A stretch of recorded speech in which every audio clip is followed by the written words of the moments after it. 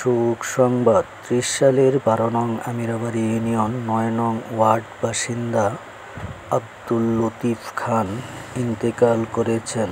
ইন্না লিল্লাহি ওয়া ইন্না ইলাইহি রাজিউন। ওনার জানাজার নামাজ আজ সকাল ১০ ঘটিকার সময় ওনার নিজ বাড়িতে অনুষ্ঠিত হয়। মুসল্লি ছিলেন, অত্যন্ত সুন্দর মানুষ ছিলেন। আল্লাহ যেন আমার অন্তর থেকে দোয়া করিয়া খাস দিলে যে আল্লাহ যেন এই ব্যক্তি ভাইকে জান্নাতের উচ্চ মাকাম দান করে, খবরে আজাবকে মাফ করে দেয়।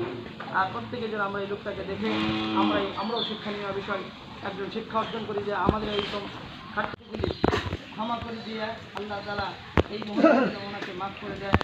আল্লাহর বান্দা মানে দুনিয়ার পাশে গোলমাল যেতে পারে না, প্রত্যেকটা মানুষের কোনো কিছু বলা হয় ঠিক না। এই বলে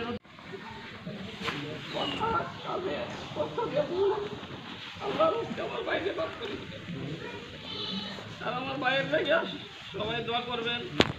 আমার ভাই মূর্খ মানুষ ছিল, কোনো আমল জানতো না, যতটুকু সম্ভব করতো আর কি। মূর্খ মানুষ ছিল, আমরাও মূর্খ মানুষ না, আমার দেয়ালের নাই মাফ করে দেবেন। আসসালামু আলাইকুম।